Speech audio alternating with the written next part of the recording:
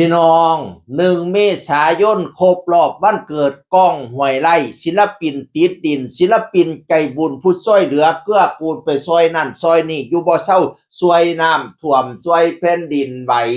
ช่วยโรงเรียนห่างไกลความเจริญช่วยวัดว่าอาหารต่างๆพี่น้องเอ๋ยสุดยอดสุดกับก้องห้วยไร่นี่ล่ะเราซอยอีหลีพี่น้อง1 เมษายน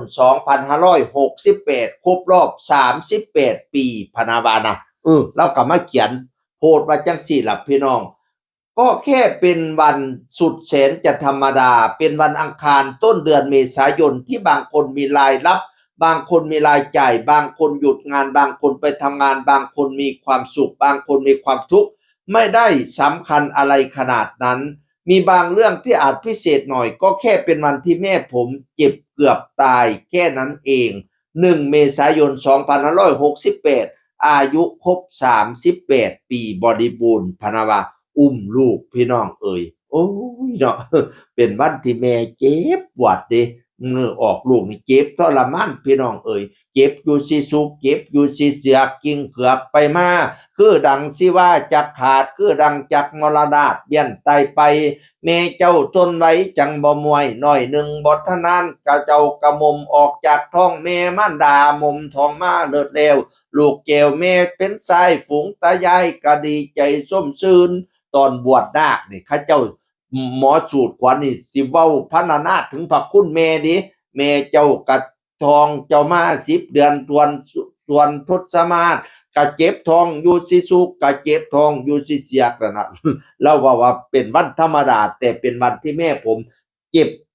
ท้องทรมานพะนะวานะโอ้ยฮู้จักคุณพ่อคุณแม่เจริญอีพ่อเอ้ยบัดนี้เมียเราคณิษฐายอดจำปาก็มาเขียนโพสต์ว่าจังซี่ล่ะสุขสันต์วันเกิดนะพ่อนี่คงเป็นปีที่9ที่หนูได้อวยพรให้พ่อทุกๆปีวันแรกที่ได้รักวันนี้ก็ไม่เคยลดลงเลยสักวันนี้น้องกะเพราถามพ่อว่าถ้าแม่แก่พ่อจะยังเลี้ยงแม่อยู่ไหม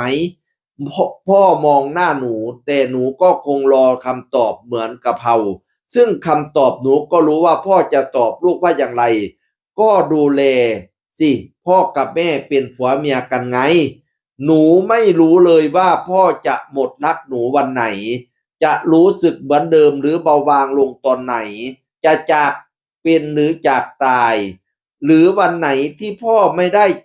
อยากจะต้องการผู้หญิงคนนี้ที่มันอาจจะดูแก่ๆขึ้น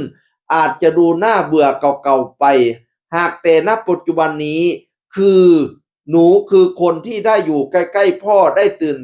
มาเจอได้ดูแล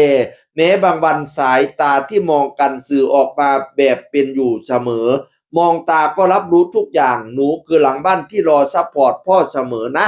ขอบคุณที่ให้อยู่ข้างๆตรงนี้นะอยากให้พ่อสุขภาพแข็งแรงรักพ่อมากๆว่าซั่นเนี่ยเราเขียนพี่น้องเอ้ยรักพ่อมากๆโอ๊ยเป็นตาฮักเป็นตาแพงเป็นตาแยงเป็นตาเบิ่งครอบครัวเนี่ยพี่น้องเบิ้ลปทุมราชน้องฮักเพื่อนซี่ดังคู่กันเบิ้ลกับก้องเนี่ยก็มาอวยพรวันเกิดพี่ชายเพิ่นนี่วันเกิดปีนี้พามาดูค็อกเทลตามความฝันแล้วนะก้องห้วยไร่ว่าซั่นว่ารูปกอดกันสวีทหวานแหววให้โอ๊ยว่าแม่นผู้บ่าวผู้สาวเพิ่นน้องรักเพี้ยนรักกันพี่น้องเอ๋ยอีพ่อไหมไทยศิลปินรุ่นใหญ่ผู้เป็นที่รักๆของน้องๆพี่น้องเอ๋ยเราก็เขียนมาสุขสันต์วันเกิดน้องชายสุดที่รักก้องห้วยไร่ก้องคือน้องชายที่พี่รักมากๆคือที่หนึ่งในใจพี่มาโดยตลอดไม่มีใครมาแทนพี่ได้เลย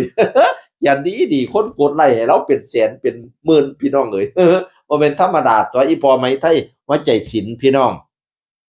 เล่าเป็นศิลปินใจบุญเป็นศิลปินที่ประสบความสำเร็จจากผลงานเพลงไสว่าสิบ่ทิ่มกันนะจากนั้นก็ดังมาเรื่อยๆกระแสมีกระแสมาเรื่อยๆไม่ตกเลยพี่น้องเอ๋ย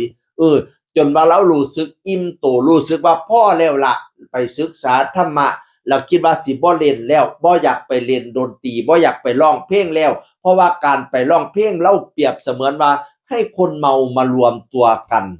เหมือนกับมันจะเป็นบาปก็เลยไปปรึกษาพระอาจารย์ผู้ที่เราบวชอยู่นำล่ะพระอาจารย์ก็เลยว่าเป็นจังเอาจังซี่ซะเปียงคันว่าเป็นหม่องบาปน่ะ เอาเงินที่ได้มาน่ะไปเฮ็ดบุญไปสร้างบุญสร้างกุศลรับเงินจากเขาน่ะไปทำบุญให้เขาต่อว่าซั่นว่าแล้วก็เลยเปลี่ยนใจใหม่นั่นล่ะบัดนี้เงินติปหน้าเวทีได้แต่ละเที่ยเราไปทำบุญนั่นไปทำบุญนี่ไปทำบุญอยู่บ่เซาไปซอยน้ำท่วมนี่อุ้ยเชียงรายก็ไปจังหวัดเลยบ้านข้อยก็มาทางใดเราไปเบิดทั่วประเทศไทยบ่ซอยแต่เงินเด้แห้งเราก็ซอยใส่เกิบบูดลุยว่าซั่นตัวโรงเรียนตุลากันดารก็ไปวัดว่าอาห้ามก็ไปแผ่นดินไหวว่องหนึงเนี่ยเงินติปหน้าเวทีบริจาคให้เบิดรับบริจาคมื้อเดียวได้2ล้านกว่าบาทบริจาคไปให้สุนัขที่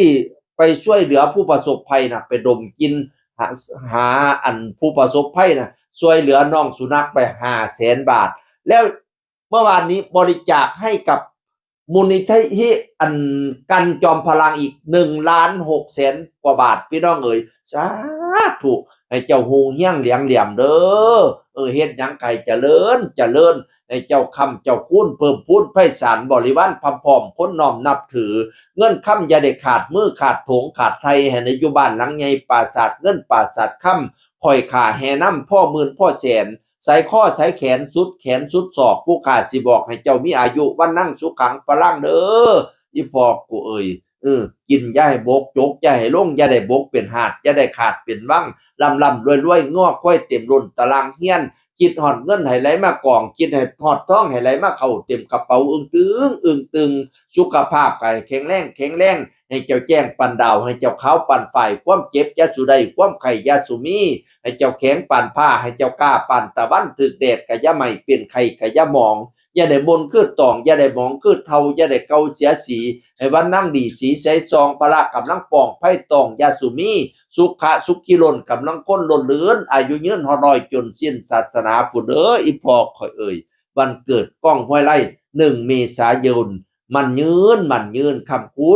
ณเสียงอื่นคนเก่าเว้าสู่ฟังสวัสดีครับสวัสดีครับ